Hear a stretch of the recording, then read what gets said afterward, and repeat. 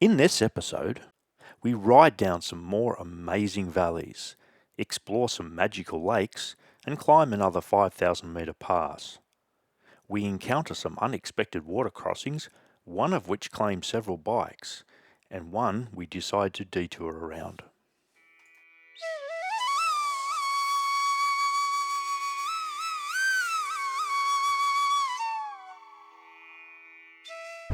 Yeah, so we've just left our hotel near the monastery. At the moment we're just retracing our part of yesterday's route to Shikta, where we turn off and we're heading up another pass, which is 5,400 metres. So another high one. You're going to spend about 5-10 minutes there due to the low oxygen. Then after that we're heading over to Pangong Lake, which apparently 70% of that is Chinese and 30% of that is Indian. So that'll be interesting, and we're staying in some, well, they call it a camp. I think they're wooden huts or something. We'll find that out when we get there.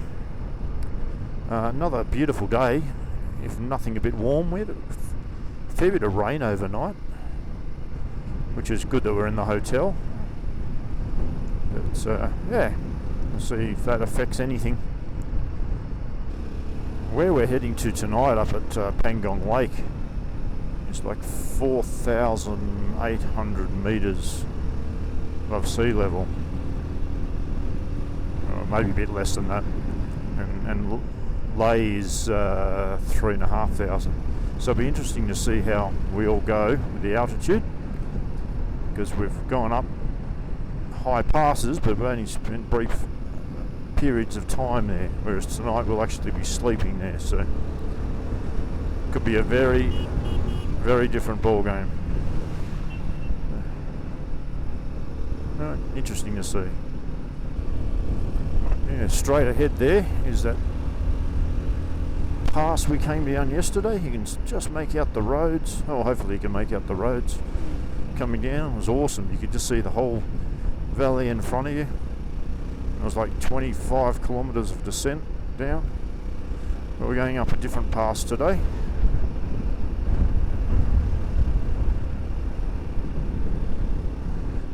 Yeah, we've just started to ascend this next pass, about 5,400 metres. Can't for the life of me think of the name of it. No doubt we'll find out when we get to the top. The view's looking pretty good already.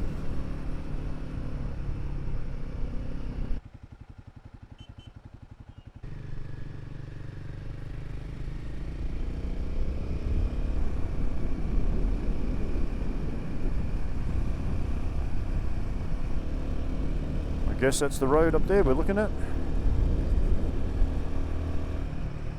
There's a good view down there. It's a road we've come up.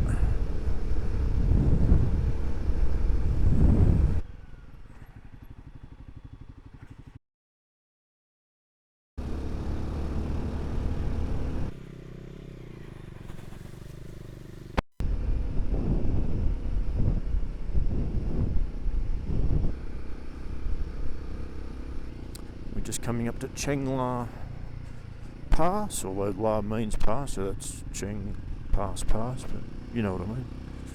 Big glacier over there. Coming up to the top, it's been a big haul, and that temperature has dropped dramatically. Looks like our lot. The top of these mountain passes are always impressive, but there are always lots of tourists and army personnel to keep you company. The Extreme Altitude Research Station. Well, we've been advised to only stay at that altitude for 5 to 10 minutes. But the army guys stayed here for 3 months at a time. Now that's tough, isn't it? I suppose they need to be acclimatised if something happens and they need to stay up here for war, or other whatever duties they do. Peacekeeping, as you may call it. But now we're starting the descent down to a cafe. And it's coming down. Guess this is the cafe. Bit of an army camp. Probably not allowed to film here, so I'll turn it off. We stopped at this very typical Indian restaurant cafe. They cooked us up some beverages and we chilled out. This cafe was still at over 5,000 metres. There was an elderly lady celebrating her birthday, so Alex gave her some money as a present. So this is the cafe. We've just had a short break here, had a ginger lemon tea, which is good. We're still at 5,000 metres, so it's still pretty high. Some more yaks. I'll field them.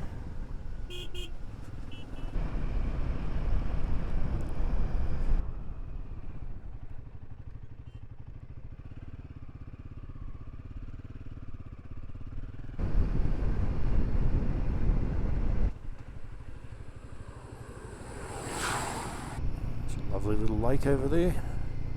There's paddle boats on it. Funny environment to do that in, but restaurant.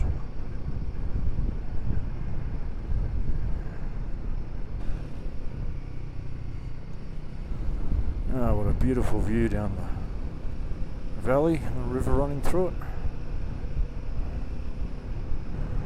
Driving faster can cause disaster. One of the many signs along the road that the bro put out to try and keep the road safe. Well, this is a pretty little river we're following.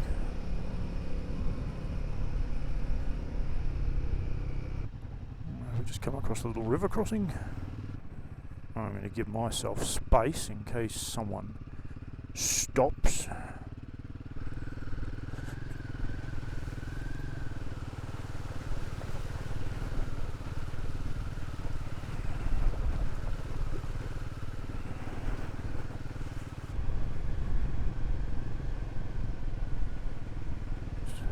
Well, part of my jeans are wet, but that's alright.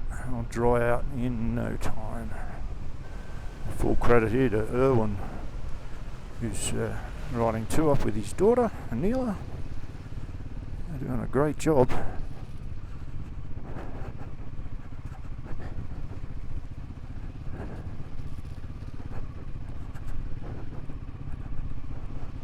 Another little causeway. Pretty easy.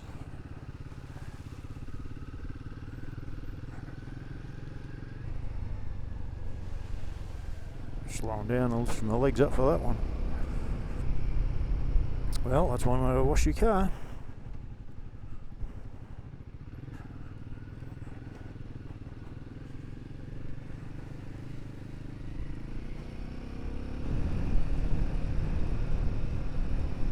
A little bit of congestion coming down the pass. Well, that's alright, you get a good chance to look at those mountains. They're going down what's called an Indian shortcut. It's just a made path to cut off a bit of bitumen.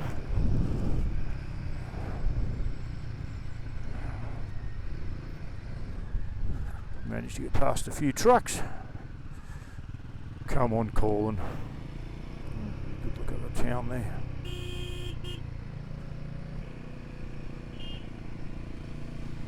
And we'll probably stop up here, will we?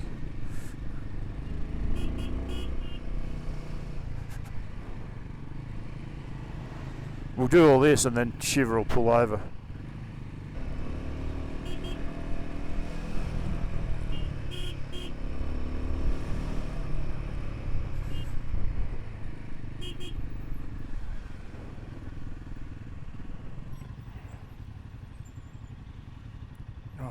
That would have been a good time to get past him.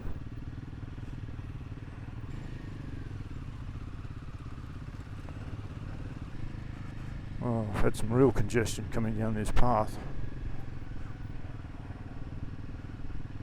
Michael's at this moment expressing his displeasure to the bus driver. I won't repeat it, but Yes, hairpins will slow things down for the trucks and buses, that's for sure.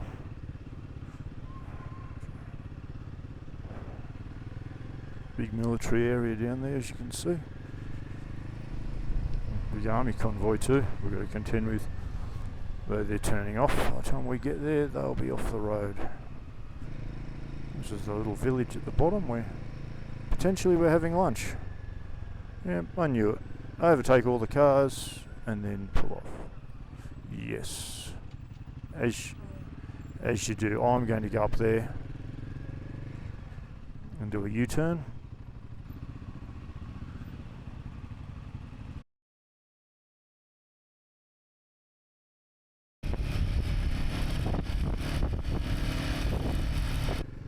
Oh, the servo first.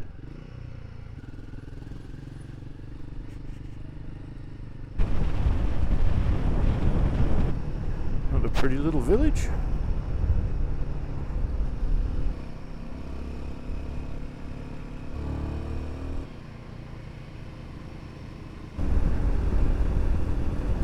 Another amazing valley we're going through.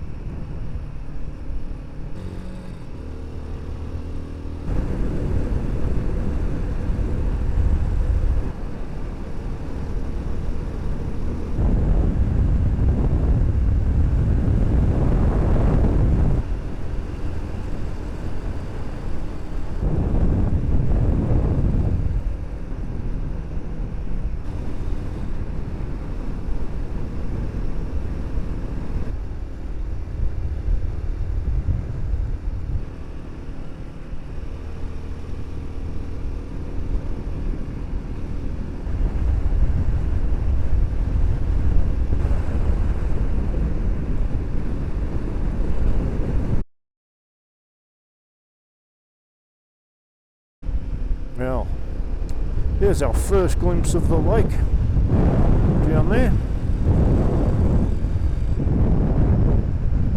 Looks pretty good. Oh, and a river crossing.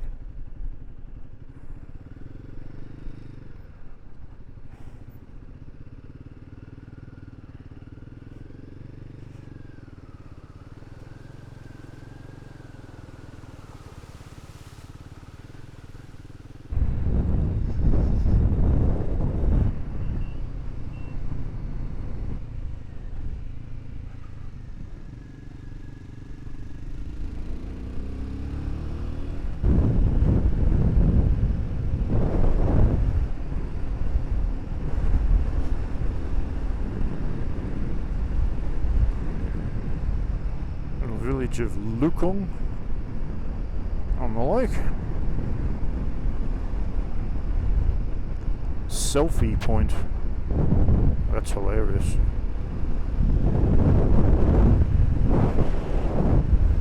Might be pulling up.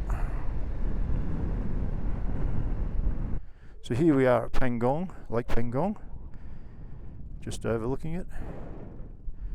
Very special.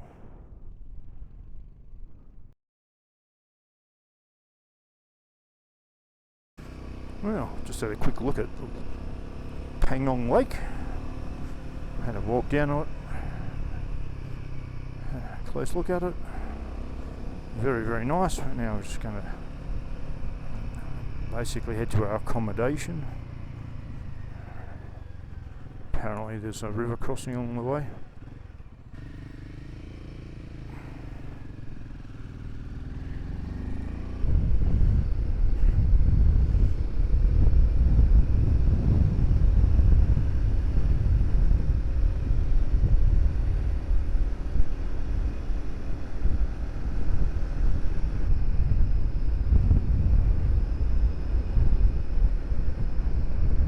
Could very well snow over.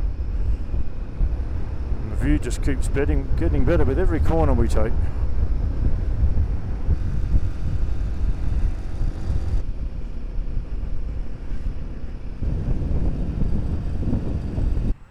we've got a bit of a water crossing here, and again Mike's expressing his displeasure for such a feature in words that I won't repeat. Always giving a thumbs up. Yeah, so I've come across this water crossing which has got a good flow to it. It's quite deep, and there's also stones coming through it. So they're just waiting for a little bit to see what we're going to do. I think we're waiting for possibly a drone to be launched. Oh, watch this motorbike go through. Jesus Christ, that's not how I would do it. Oh, that was Sahil.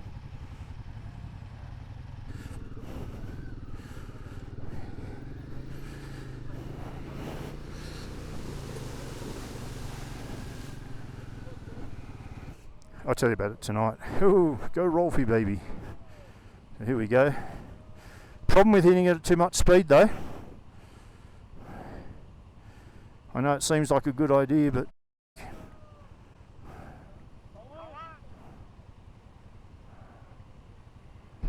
oh, we just crossed that little river crossing, and apparently one of the guys, Alex, fell in, dropped his bike, drowned him probably. And I don't know why he would try and do that without waiting for the group, but that's something else, I suppose, another conversation.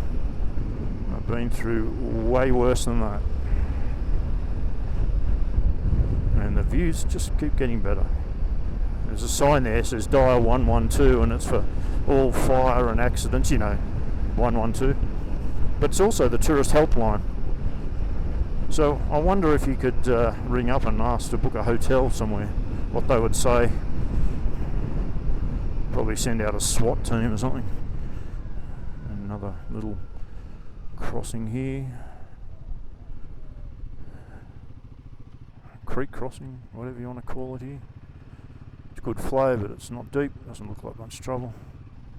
It's going to kick up some water, that's for sure, but again, the trick is to wait till the person in front gets across, so you don't fucking cop it.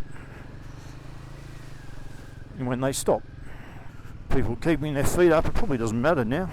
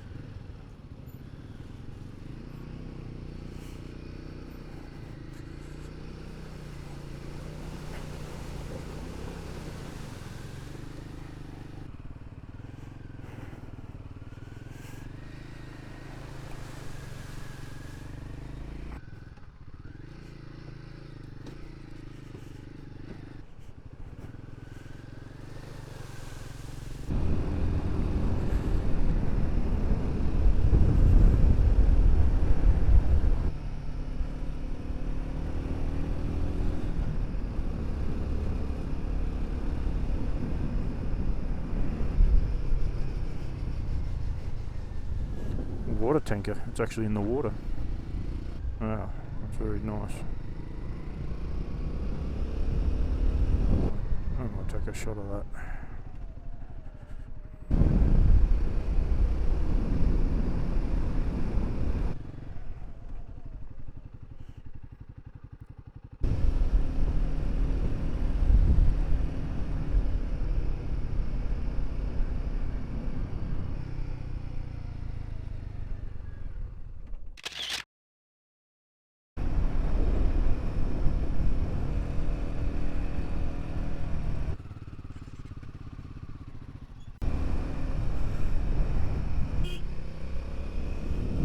Wow, that is great.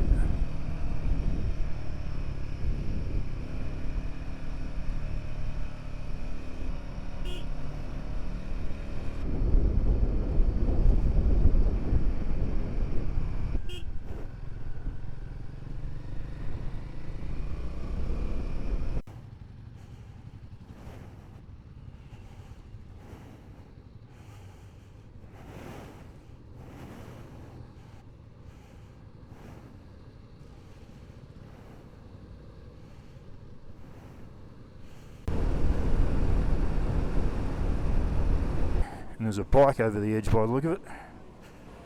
Someone's lost their motorcycle over the edge, and they're in recovery mode.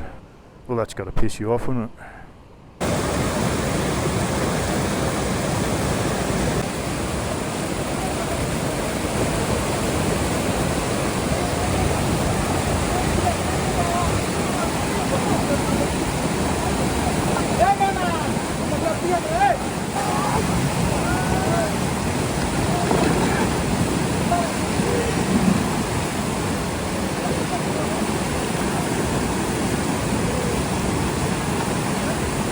Riding on the back of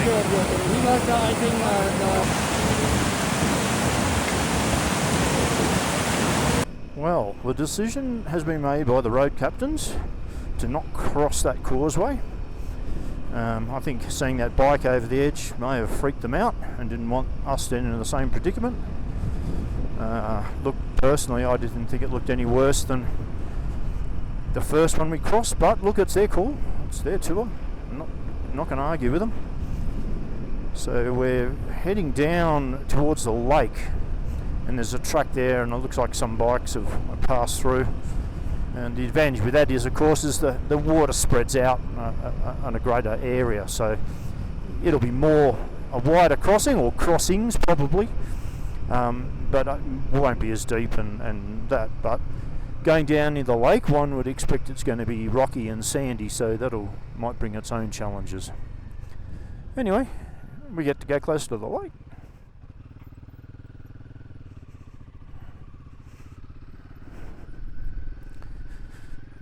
Anyway, see what the high altitude's taking it out here. People tried to go through that sand so slowly that it's so hard. The guy in front of me crashed, so I had to stop, and the soft stuff to help him. And then, of course, getting going was a really awkward.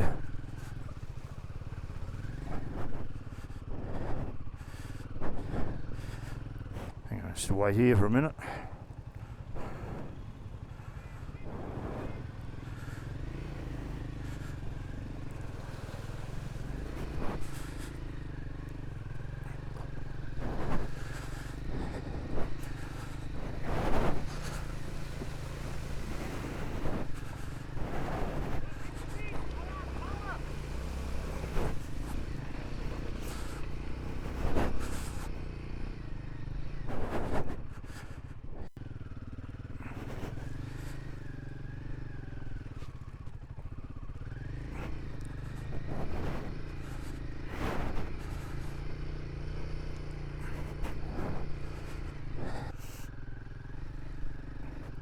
Takes your breath away, that's for sure. Ooh, rain over there. So you notice the high altitude.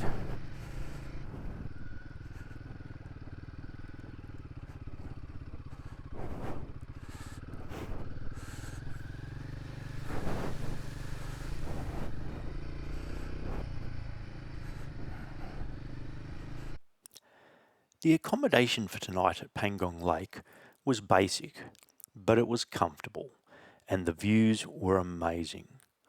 We took a walk down to the edge of the lake and just took in the scenery. It was really incredible. This night ended up being one of the most spectacular that we'd encountered. The sun was ever changing on the mountains, and there was a big storm behind. The sky changed every second. All the cameras and phones were getting a real workout this evening.